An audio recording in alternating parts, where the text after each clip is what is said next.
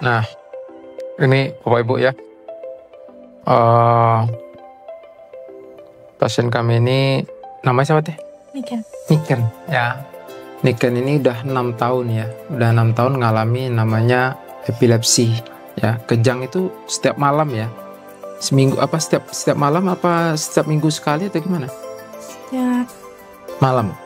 Malam itu bisa 2 kali kejang ya. Nah, 2 kali kejang. Udah jalan 6 tahun ya. Sudah ke medis, menurut dokter dicek apa katanya? kayaknya sadar fisik apa? Ada sarafnya dicek, sarafnya ada masalah.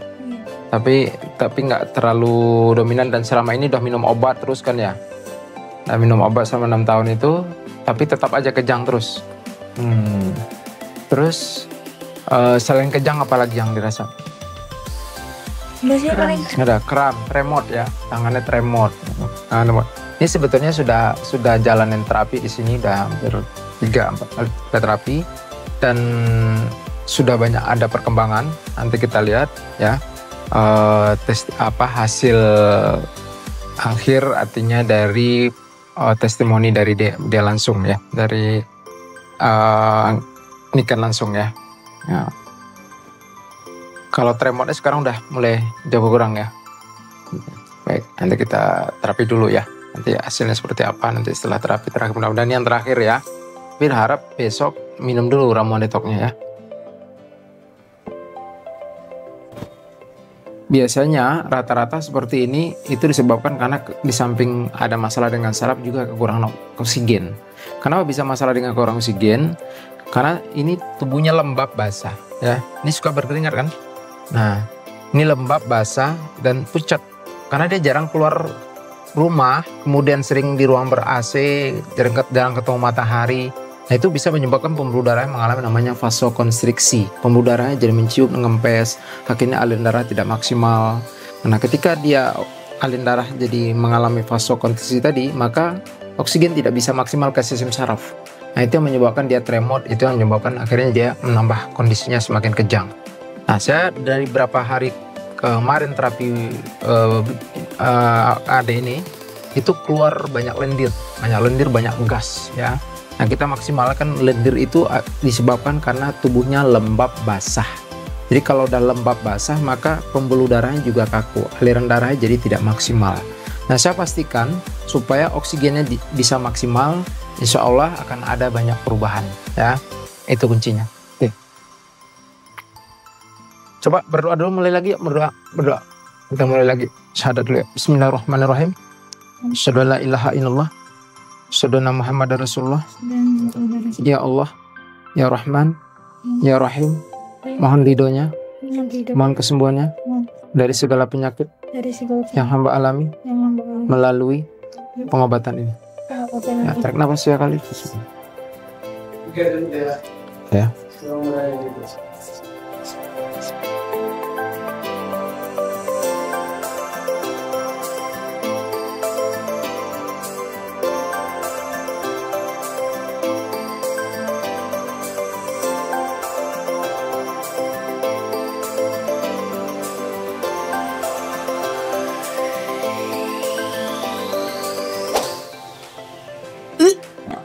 Gitu tuh, bertahan, coba lagi terus, buka lagi, kenapa lagi?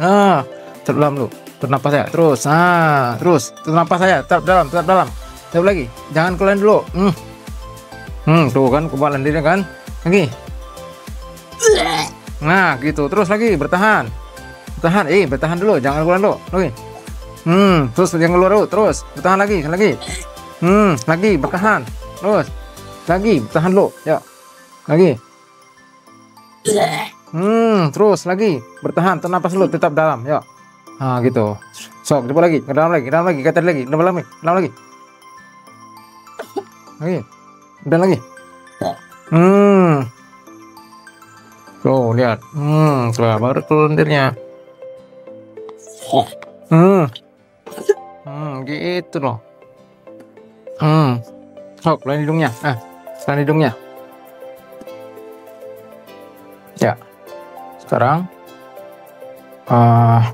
tangan sini boleh minta tangannya. Coba nanti kita coba, saya akan buka cakranya ya. Saya akan menarik cakranya. Jadi tangan Mas Bunda di sini, titik hotspotnya. Jari yang paling sakit, cari yang paling sakit. Ada nggak titik yang paling sakit? Ada? Tekan, sakit nggak? Kan di wilayah nih. Nah, sakit nggak? Ada sakit ya. Nah, tekan di situ sambil putar-putar. Lurus palanya, tekan di situ putar-putar, pejamkan matanya. Oke, pejamkan matanya.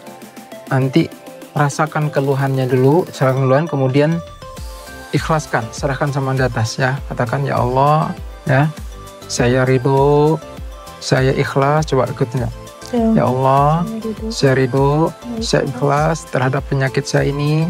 Ada penyakit saya ini, Saya serahkan sepenuhnya saya serahkan penuhnya padamu ya Allah. padamu ya Allah.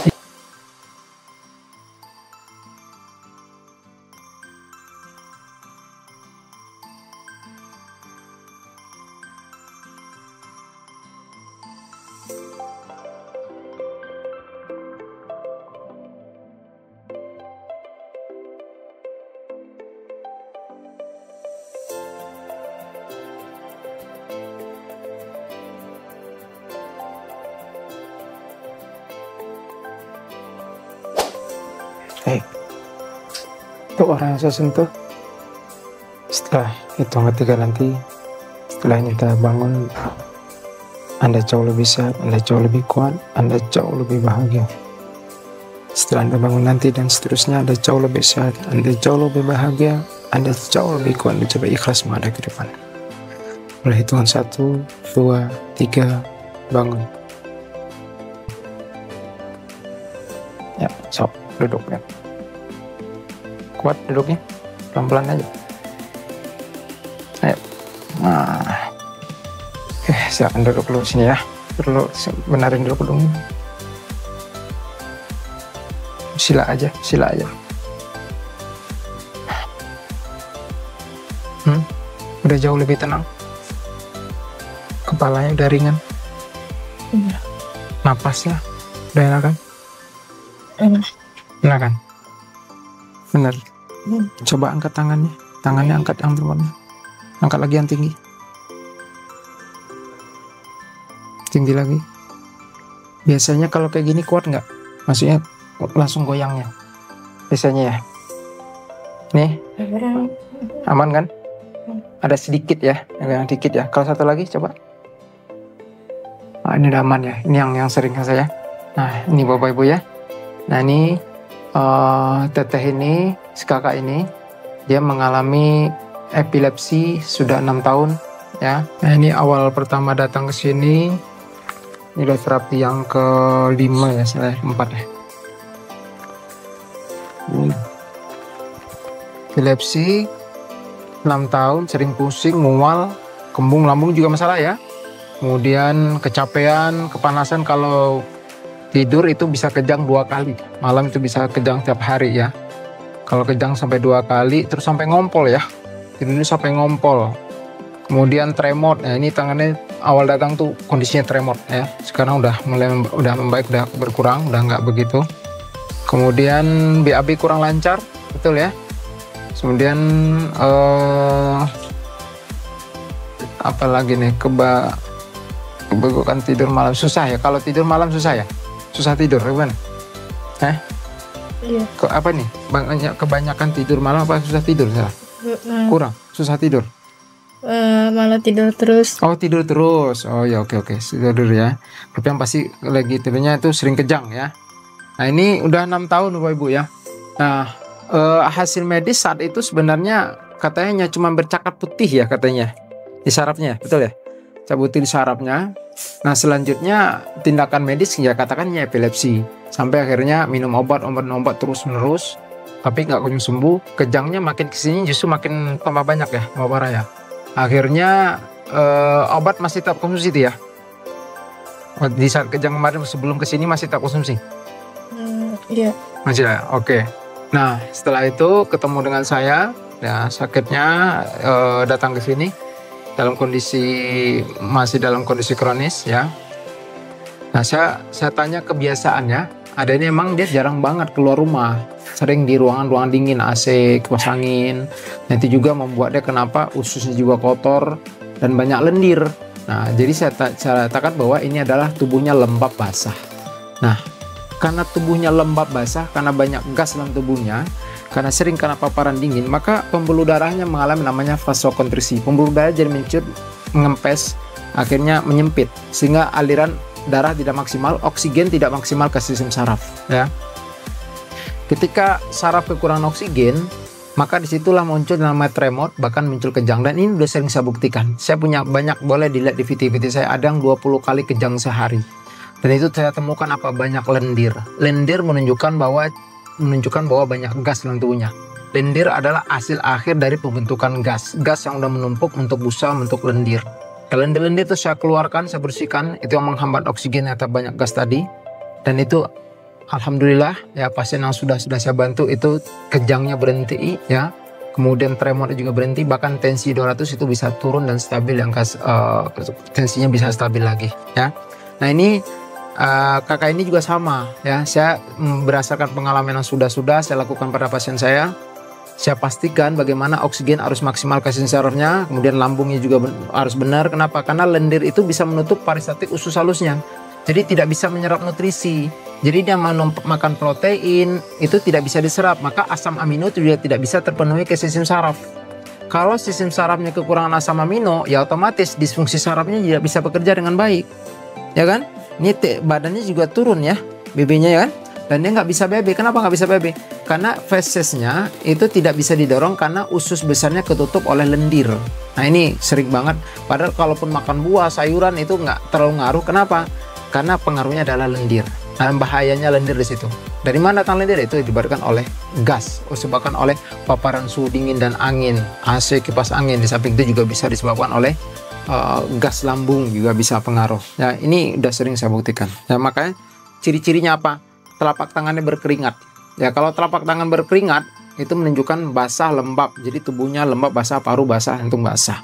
Ya, tapi nanti ini udah nggak berkeringat ya. Ini udah nggak lembab tuh. Ya, awal-awal datang sini tuh lembab, pucat. Ya, dia anak bapak ibu kalau punya anak tangannya basah, lembab, berkeringat, telapak kaki berkeringat, itu menunjukkan tubuhnya lembab, basah. Artinya banyak lendir dalam tubuhnya. Itu udah sering saya buktikan. Tapi kalau udah dikeluarkan, dibersihkan dia, karena hilang keseimbangan yin dan yang-nya. Kita simbangkan, maka tangannya insya Allah akan hangat lagi, nggak ada keringat ya. Nah, ini sudah banyak perkembangan sekarang. Teteh ini sudah nggak tremor, kemudian kejangnya udah selama proses terapis ini udah nggak kejang lagi ya. Benar, udah nggak kejang lagi, alhamdulillah ibu ya. Dan sudah tidak minum obat kan, sudah dilepas dari obat-obatan ya. Mudah-mudahan kita doain, saya berharap tidak kejang lagi untuk selamanya. Walaupun tadi sekali pernah terjadi kram ya, ada kram sedikit ya. Tapi insya Allah kita tetap maksimalin. Mudah-mudahan besok saya maksimalin lagi ya. Ini yang mudah-mudahan dan tetap herbalnya konsumsi ya. Ya kak ya. Herbalnya karena ini yang penting dari dalam, karena perbaikan saraf dari dalam. Kita baru masa detoknya, bisa membersihkan, menyimbangkan, masa menguatkan sel-sel tubuhnya, itu penting dibantu dengan herbal. Ya. Ya kak ya. Siap, semangat kak. Ya. Ayo dong, senyum dong. Nah, ini masih Oke, siap. Ya sudah. Kita dulu. Ya.